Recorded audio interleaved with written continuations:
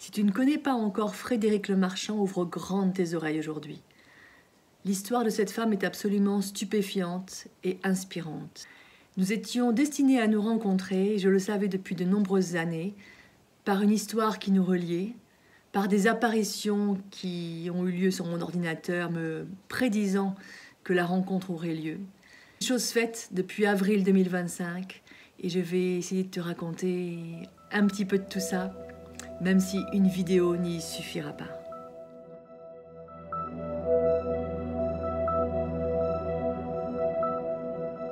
Frédéric Lemarchand est peintre, mais également autrice, conférencière. Elle propose des ateliers. La première fois que je l'ai découverte sur le net, ce n'est pas sa peinture qui m'a percuté le cœur, mais bien son discours. Atteinte d'une maladie incurable diagnostiquée dès son plus jeune âge, Frédéric Lemarchand en parle en des termes qui vont me toucher, car je suis moi-même en proie à une maladie, diagnostiquée plus tard qu'elle cependant. Et nous avons, je le découvre dans son discours, un point commun étonnant, c'est celui d'avoir été sauvé un 11 février. Et j'apprendrai de sa bouche que le 11 février est le jour de Notre-Dame de Lourdes, le jour des miracles. Mais ce qui va me toucher le cœur, ce n'est pas cette similitude dans la maladie ou dans l'apprentissage du sens de cette date, c'est parce qu'elle va prononcer des mots clés qui vont me réparer. Dans son histoire, Frédéric va être laissé pour abandonner, comme pour morte à l'hôpital, par des parents certains qu'elle ne survivrait pas, vont choisir de faire le deuil de leur enfant. Et je vais être profondément touchée par les mots qui ne sont pas des siens, mais qu'elle va reprendre à son compte. Et je suis orpheline de parents vivants. Comme elle l'explique mieux que moi, je mettrai quelques liens sous ma vidéo, ces parents ne vont pas être sauvés ni par des thérapeutes, ni par leur foi, ni par leur amour pour leur enfant. Ils vont tout simplement détourner leur regard.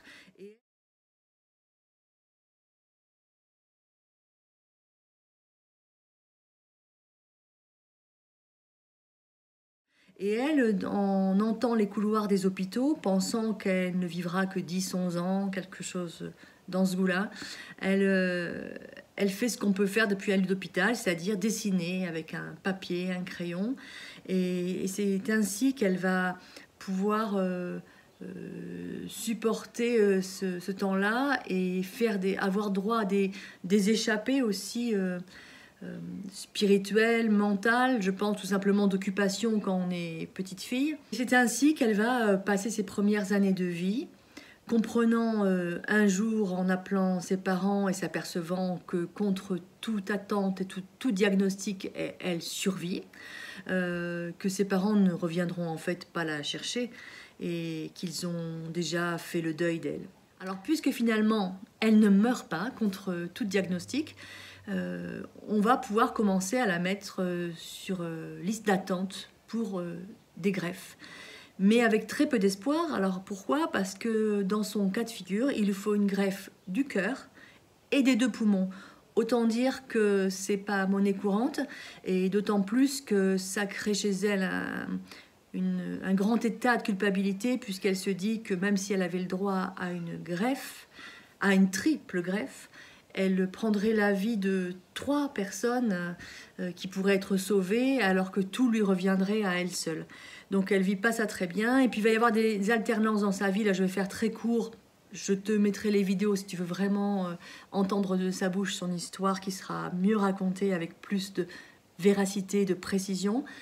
Il va y avoir des phases où son état ne lui permettra plus en fait d'être sur les listes de greffe, des moments où elle pourra y revenir.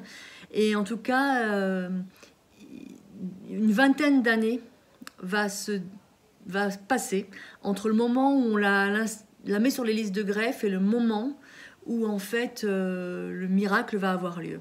C'est ce miracle que je te raconte maintenant. 3 organes, ça paraît impossible. Surtout quand on a déjà passé l'âge de 30 ans et qu'ils seront probablement destinés à des plus jeunes que nous. Et pourtant, le miracle va avoir lieu. Elle est en train de dessiner dans sa chambre, comme pour son habitude, elle crayonne quelque chose en noir et blanc. Et Ce dessin qui va naître de ses mains, que d'après son propre aveu, elle serait incapable de reproduire aujourd'hui, au moment où elle le dessine, elle sent qu'il se passe quelque chose de particulier.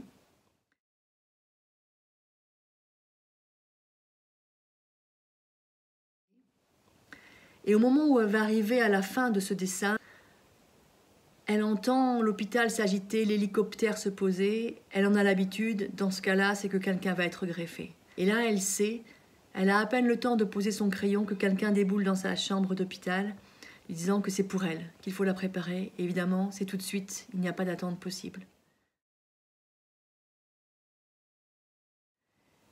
Et ce dessin, qui, elle en parle mieux que moi, va représenter justement cette greffe, est le point de départ d'un nouvel épisode remarquable dans sa vie. Car si elle n'a pas été sauvée par sa famille, en revanche, c'est une plus que vivante qui va nous revenir. Évidemment, on ne sait pas si on se réveillera un jour quand on nous endort pour ce genre d'intervention. Alors elle n'a pas d'autre choix que de se remettre confiante entre les mains des médecins, des chirurgiens, qui vont opérer l'impossible pendant de nombreuses heures. Et c'est durant 40 jours qu'elle va lutter pour la vie, qui va souvent tenir qu'à un fil. Les médecins vont penser la perdre souvent. Et au bout de 40 jours, elle va extraordinairement revenir parmi nous. Après avoir vécu une expérience de mort imminente, elle ne sait pas évidemment combien de temps a duré cette expérience. Il n'y a pas vraiment de temps dans l'après. Mais elle va vivre un combat contre tous les plus grands démons que nous avons. Tu sais, dans notre vie, nous avons tous des défis à affronter, des épreuves qui représentent, qu'on pourrait symboliser dans un dessin animé par des monstres, voilà. Et elle, de cette manière-là, justement, elle va affronter des dragons, des léviathans, voilà. Certains d'entre eux étant évidemment ses parents. Et elle va les combattre jusqu'à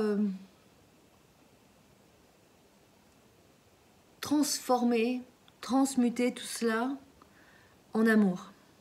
Un amour qui n'est pas évidemment descriptible vraiment ici. Un amour qu'on touche du doigt d'une autre façon, dont le mot est extrêmement galvaudé dans notre expérience terrestre. C'est ainsi qu'elle nous revient contre toute attente et qu'aujourd'hui encore, à l'approche de la cinquantaine, elle vit encore. Elle nous revient avec la conviction qu'il faut qu'elle témoigne. Seulement, en 2025, il reste encore aujourd'hui très difficile pour ceux qui ont vu l'invisible de témoigner sans être pris pour des fous. Elle se retrouve donc comme emprisonnée à l'intérieur d'elle-même, ne pouvant délivrer cette parole, sans laquelle pourtant elle sent bien qu'elle va réellement mourir.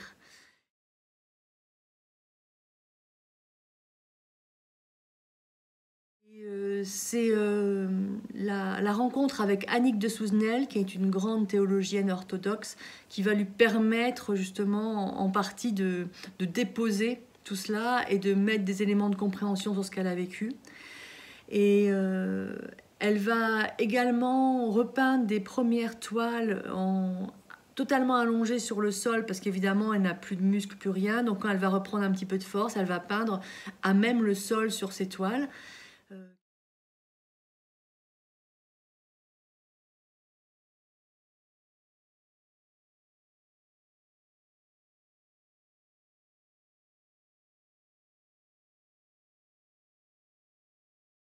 Et des toiles qui sont absolument merveilleuses et qui peuvent se regarder dans les deux sens, puisque elle les a peintes par terre, donc il n'y a pas vraiment de haut et pas de bas, un peu comme là-haut, pas vraiment de haut, plus vraiment de bas. Elle sera également aidée et soutenue par la poésie de Christian Bobin, poète que tu connais peut-être très bien, qui est décédé il y a peu, parce que Peu de temps avant sa greffe, justement, en laissant sa main la guider vers un livre, elle tombera sur l'un des livres de Bobin. Et sur la 4e de couverture, il y a marqué que justement, la vie nous arrache le cœur, sinon ce n'est pas la vie.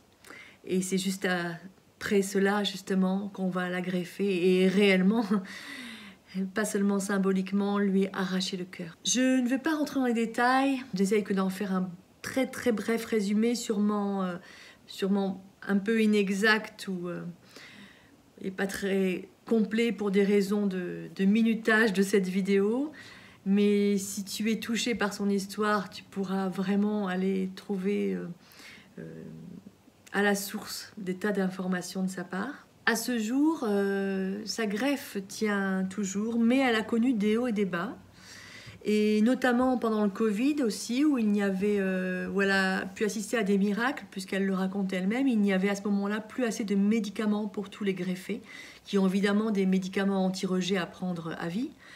Et il n'y en avait plus assez pour tout le monde. Et le médecin, au lieu de se dire qu'il allait en sauver quelques-uns, il a choisi de répartir équitablement les doses de médicaments, comme elle l'explique elle-même, comme un petit peu on ferait la répartition des petits pains, selon la Bible.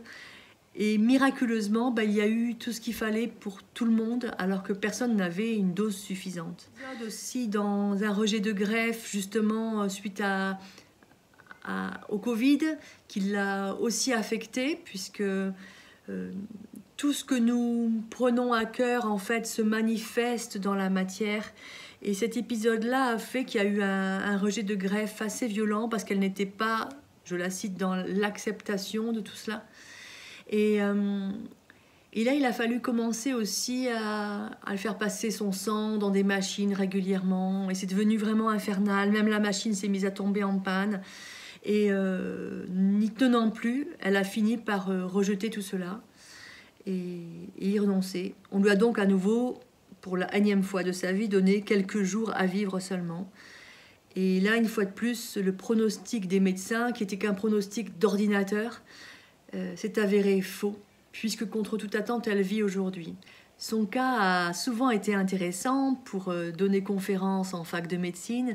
Aujourd'hui, je crois qu'elle n'y est plus la bienvenue, parce que justement, les données purement médicales, les chiffres, montrent que la personne qui se trouve en face d'eux ne devrait tout simplement pas être vivante, n'a tout simplement plus assez d'oxygène pour se tenir devant eux, alors qu'elle vit justement à Vézelay, là où elle monte régulièrement la colline pour rentrer chez elle, ce qui en soi serait tout bonnement impossible.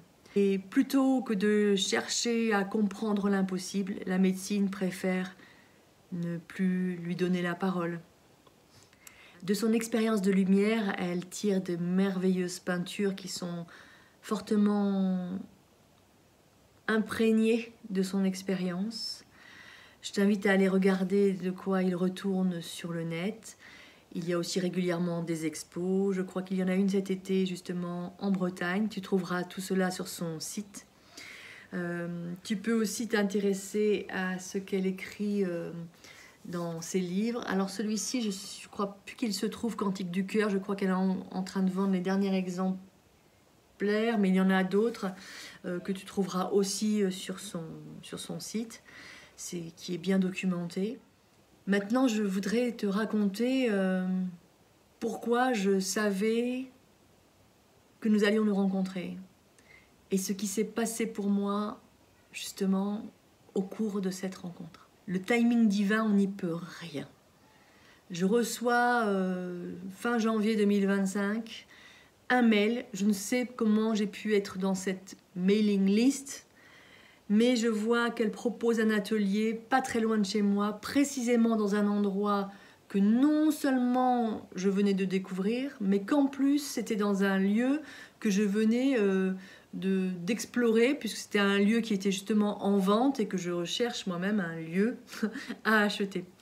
Et tout concorde, je me dis je suis disponible à cette date, si je ne vais qu'une seule journée à l'atelier, je peux me le financer. J'aurai en plus la merveilleuse surprise de découvrir que quelques jours plus tard, il y a aussi une conférence spectacle, donc je vais pouvoir y retourner.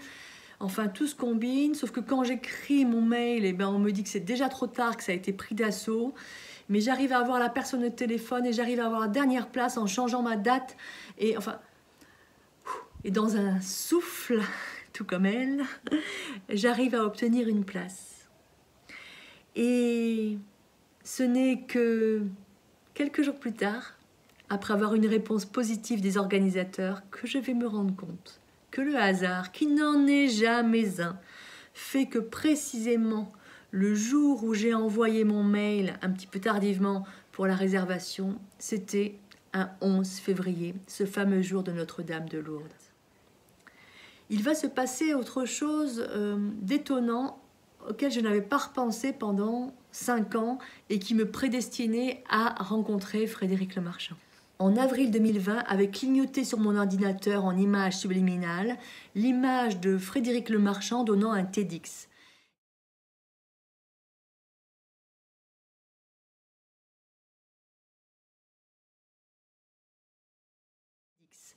Et ça m'avait interpellée parce que j'avais déjà eu quelque temps plus tôt des images subliminales de Natacha Calestrémé. Et ça, je te renvoie à la vidéo de ma chaîne qui raconte et qui montre en preuve, en image, l'apparition de Natacha Calestrémé dans ma chambre à coucher.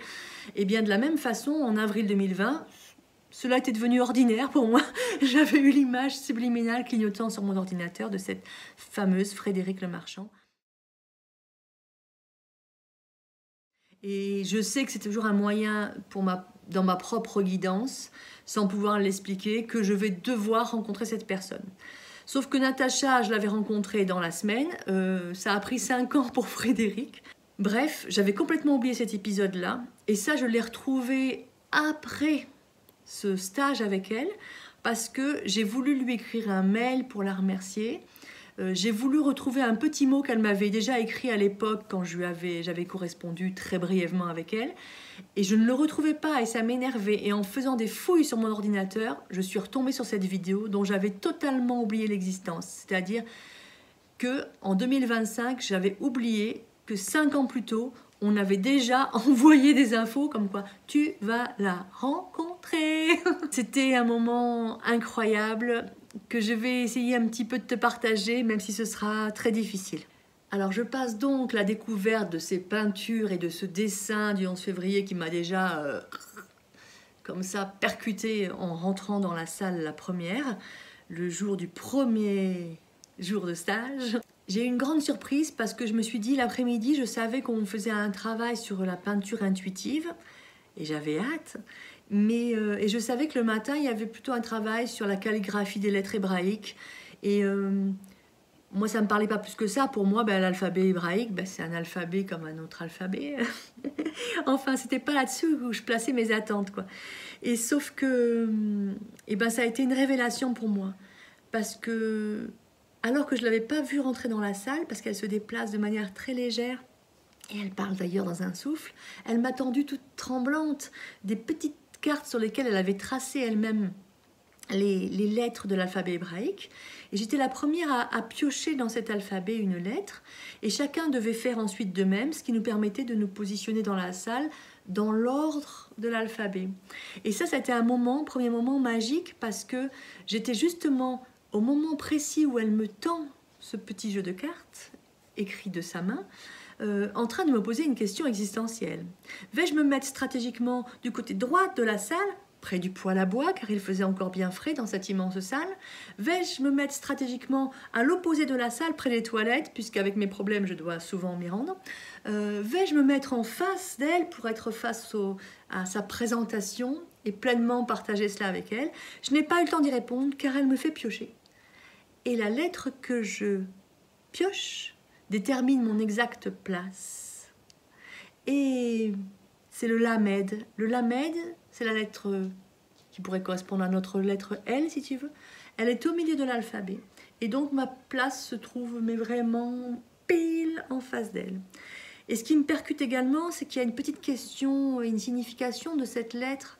Et sans rentrer dans les détails, c'est une lettre qui correspond autant à l'enseignement que l'enseignant. Et forcément, moi, ça me percute de plein fouet parce que j'ai été enseignante pendant 18 ans et que quand j'ai quitté l'éducation nationale, un jour une médium m'avait dit « Vous êtes fondamentalement une enseignante ». Et moi, comme je débutais dans la céramique et dans l'artisanat d'art, je me suis dit « Oh non, non, non, non, non, je veux pas être une enseignante, moi. Je veux être une artiste maintenant. » Voilà. Et ça m'était resté comme ça à un coin de la tête. Et là, cet alphabet hébraïque, par toute sa puissance significatrice, me remet dans les pattes le fait que je suis fondamentalement une enseignante. Seulement, je suis peut-être plus l'enseignante de la maîtresse d'école. Peut-être que je suis cette enseignante spirituelle autour de laquelle je tourne et tourne, tourne encore sans encore oser plonger dedans, je dois l'avouer. Un peu plus chaque jour, mais encore de manière extrêmement timide. Et donc je suis touchée par cela, touchée aussi par la question qui m'est renvoyée au dos de cette carte, dont la réponse me vient immédiatement aussi dans le cœur. Je ne vais pas détailler, parce que sinon vraiment ça serait une trop longue vidéo.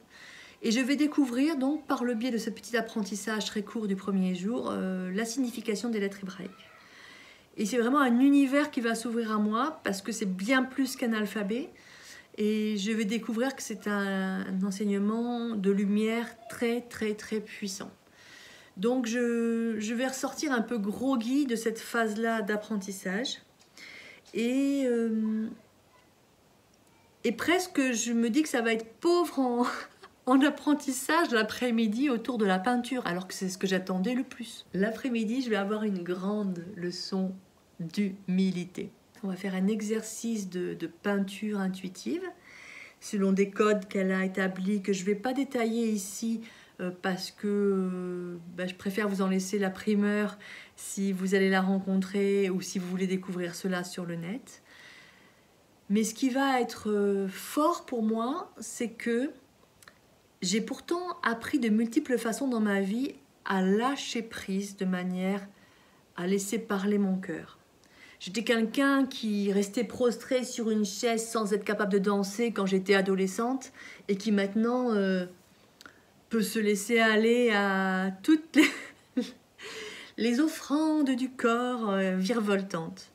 J'étais quelqu'un qui est resté 30 ans sans pouvoir toucher à un piano et qui a appris à improviser sur cet instrument sans aucune gêne, même sur tout autre instrument, inconnu, sans en connaître les codes, sans aucune gêne, en toute intuition, en tout don de moi-même, en me laissant traverser par la grâce. Même chose pour le chant, même chose pour la céramique, pour l'argile, enfin de plein de façons, quoi. Et donc je ne m'attendais pas à avoir de la résistance au niveau de la peinture. C'est-à-dire que ce qui s'est passé, c'est qu'elle nous a demandé de mettre des couleurs sur cette toile qu'elle nous a donnée. Et à un moment donné, il ne fallait pas réfléchir, il fallait se laisser aller en peignant avec les deux mains à la fois comme elle le fait. Et il ne fallait pas calculer, il ne fallait pas contrôler. Et moi, j'ai gardé un pied sur la pédale. Je me suis sentie garder un pied sur la pédale. J'ai bien vu que je ne lâchais pas complètement prise. Et il s'est passé quelque chose d'étonnant, parce qu'à un moment donné, elle nous fait détruire la toile avec de l'eau. Enfin, c'est trop long à expliquer, mais j'ai vraiment vu la différence. C'est-à-dire que ceux qui ont laissé la lumière les traverser, qui ont lâché prise, qui n'ont pas contrôlé, qui n'ont pas retenu quoi que ce soit, leur toile était comme traversée par la lumière. Il se passait quelque chose de magique, vraiment magique. Et moi, qui ai cherché à contrôler, je suis revenue mécontente de moi, vraiment, parce que la lumière, elle n'est pas passée. Elle n'est pas passée du tout. Et j'ai reçu une nouvelle leçon de la vie, selon laquelle, si tu ne lâches pas complètement les chevaux, et d'ailleurs, l'exemple est bon, puisque les chevaux, c'est ce que Frédéric Le Marchand sans doute dessine le mieux, elle qui a longtemps été écuyère, qui aurait rêvé de l'être chez Bartabas. Eh bien voilà, j'ai pas lâché les chevaux, et la lumière n'a pas traversé ma toile. Lorsqu'enfin je suis revenue quelques jours plus tard pour son spectacle conférence, là encore tout était étonnant. Je ne me suis pas du tout placée dans la salle la première. J'ai même laissé plein de personnes qui avaient l'air soucieuses d'être au premier rang, voilà, qui n'étaient pas forcément venues au stage d'ailleurs, qui venaient juste pour ce spectacle. Je les ai laissés rentrer. Enfin, j'ai discuté avec d'autres personnes et de manière stupéfiante, miraculeuse, je ne me l'explique pas, la place qui s'est proposée à moi, presque comme si j'étais guidée, quoi. Enfin, je ne l'ai pas choisie. C'était la place qui était juste devant et juste devant son micro. J'ai pu être là, juste devant, lui proposer ce mouchoir dont elle savait avoir besoin au cours de son récit. J'ai pu être là, juste devant ce tableau qu'elle va ensuite peindre magnifiquement, accompagnée par des musiciens. Et là encore, comme pour le jour de la lettre Lamed, je me retrouvais exactement en face d'elle.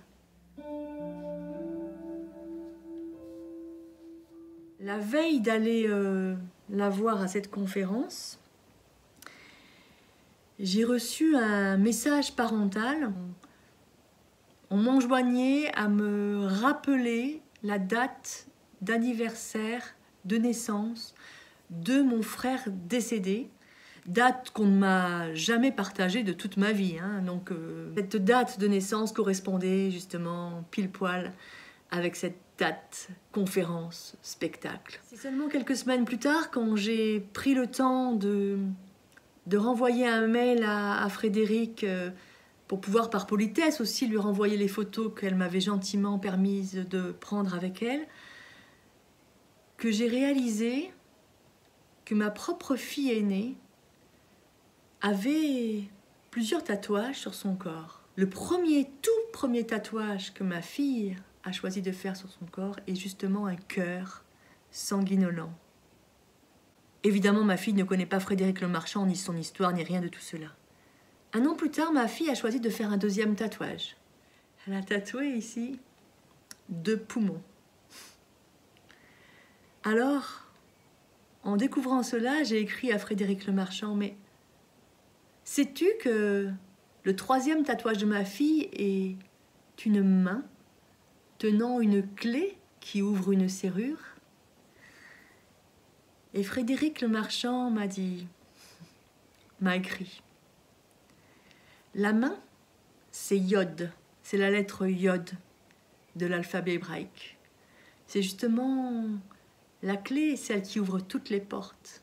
Cette petite virgule, ce petit chat d'aiguille par lequel tout passe, par lequel nous passons à l'entrée comme à la sortie. Je me suis dit que si c'était prémonitoire, ce tatouage de ma fille, j'allais bientôt peut-être passer par ce petit chat.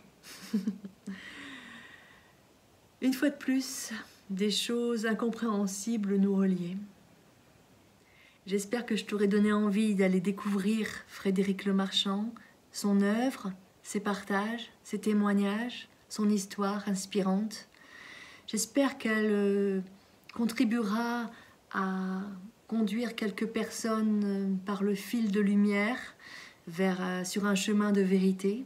Pour ma part, cet artiste dessine un pont parfait entre 2 rives opposées, celle de notre pouvoir suprême et celle qui représente l'absence de tout libre arbitre, celle du grand lâcher-prise qui appartient au grand je ne sais pas.